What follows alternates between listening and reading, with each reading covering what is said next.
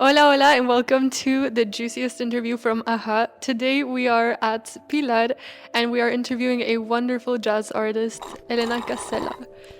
Helena, thank you so much for being here. We just saw you actually on stage and it was a wonderful performance.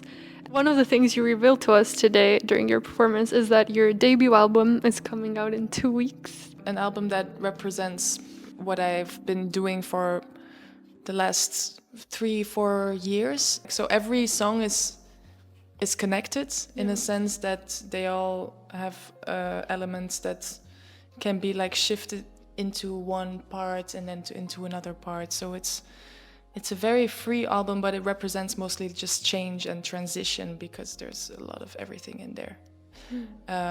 But yeah, I mean, I've been playing the songs for a while live already, just because I love doing shows, and so I think there is already a lot of this sneak peek energy there, and I love giving that feeling to the people to just like make them maybe want to listen to it online. Give us some Easter eggs to hold on to. Yeah, exactly. And how have you felt the reaction has been so far to the songs?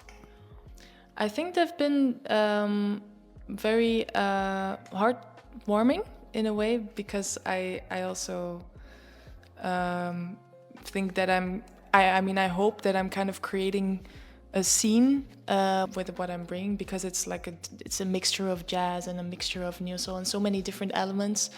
And what I like is that it feels familiar to people sometimes, but it's always giving this new dimension of the jazz harmony and things that they haven't heard before maybe. So that's always nice to hear when it's something that they can really connect to, but also feel curious for. Yeah, I mean, we just experienced it and it felt indeed like a very comforting moment, and almost like we're at your casella, your little house that you build on the stage.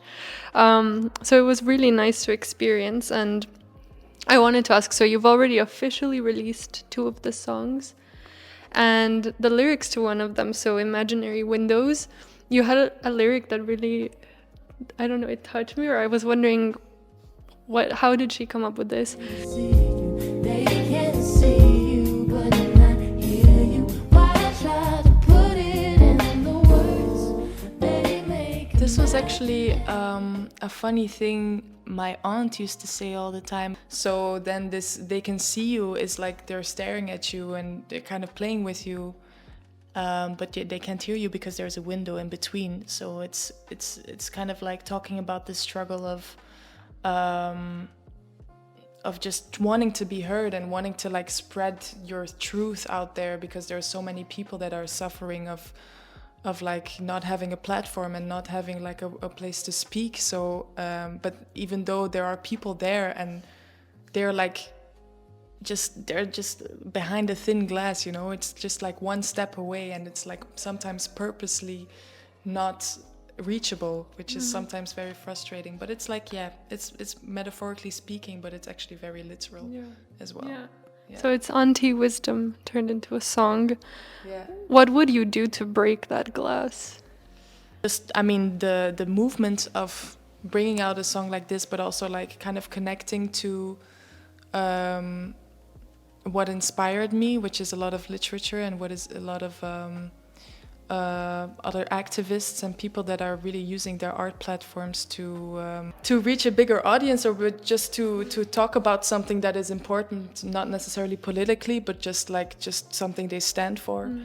And I think that is very important to kind of build this community of artists and have like people you can relate to, you know, and just see that like you are thinking away, or just, you know, show a bit of yourself, but also like it's so powerful to create a movement through song and through music. And I think that is the most important thing. I think it's definitely a scary thing to do. That's why I do it mostly in this abstract way or metaphorical way, because it's, I mean, not necessarily because I'm scared to say what I want to say, but it's just like it's out there and it is a form of expression, and it can always get yeah, you can always get a different reaction to it, which can be scary sometimes. So it's still in my comfort zone, but I'm working towards like breaking through that a bit more, maybe in future projects. Yeah. Do you think artists should always reveal what a song is about? Or is it better if we keep some mystery about it and let everyone create their own impression of a song? It depends. It depends on what your intention is with the song. I think what I focused on a lot during this album is really the lyrical part, and just this is something that is one of the passions and one of the main focuses is just not just necessarily the language itself or vocabulary, but the sound of it and everything. So that's why I feel like it's obvious for me to give some background information or just to give it a bit more context. But I think it's not really necessary for music in general. There's a lot of music that speaks for itself as well. And I listen to a lot of instrumental music too. And there is some instrumental music on the album. Yeah. So it has this kind of like moment of story and moment of like, okay, let me give it some more depth. And also this moment where I want just the listener to have this freedom of interpreting it how they want. Yeah. It doesn't become too heavy as well, because I do think that if you're like going to explain everything, I mean, if there's people interested, yeah, sure, I can give some I can give some info, but I think it's good to like balance it out a bit. Speaking of the kinds of music in your album, so you're half Belgian, half Brazilian. Are there any songs you've wanted to sing in maybe Dutch or Portuguese, which are some of the languages you grew up speaking? Or is it just English comes a bit more naturally when writing music? Yeah, I think Dutch is very out of the picture for me. It makes me super conscious about like how I'm talking and how I'm saying it, and I don't know, maybe I didn't grow into it yet, but I've tried it out before and I think I just let that go. I think it does fit mostly what I'm making now, because it's also very neo soul inspired and jazz. I've seen that you play sometimes with your brother, if I'm not mistaken, and your uncle as well. What is it like playing with family and sharing such an artistic and sometimes vulnerable process? The funny thing is that it doesn't feel vulnerable at all. Really? It feels like the most comfortable thing to do, because it's really my first influence in music. Super nice to be around, because we can really connect and talk about everything, and also just the music that we kind of create. In some ways we all think alike, and it's really easy to just bring out something or just jam, and we're in so many environments where we're just like making music for fun, which is the nicest feeling you can have, I think, if you're really having fun in music. Not that I'm not having that in other situations, of course not, but it's like it's easy to get there to this point, and that's why I cherish it mostly, and that's why I also like I continue playing with them a lot, and yeah, it's fun to have this mutual trust in each other as well, you know. So yeah, I'm very thankful for that. Yeah. We always ask people what their favorite song in Spanish is, if they have one that they know. So do you have any Spanish songs you've been listening to recently? I really like this song. She's a Mexican artist. Oh, I don't know. I like a lot of songs in Spanish, actually. She has this Tiny Desk as well, which is a while ago. But her name is Natalia Lafourcade. And I really love this. She has like a bolero. Soledad y el Mar. It's such a beautiful song. It just, and the way she plays it is also just so sunny, and it brings me so much joy every time I listen to it. Ver nuestros recuerdos en los mares y esta soledad.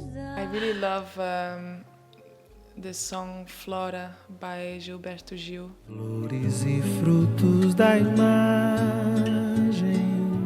It's super, like it goes in so many places. I mean, it brings me this feeling of, wow, door is opening and you're just seeing like something incredible in front of you, and it's a very cute song. It's about like him growing old with his wife and imagining their time in the future, and then they're still together by this day. So it's such a cute song. A song that I'm playing a lot is this song by Kaya Thomas Dyke.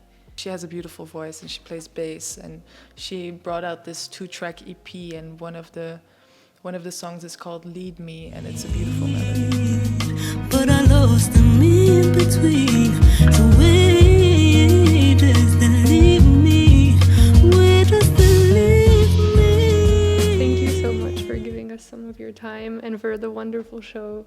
It was really great. So really, thank you so much. Thank you so much for having me.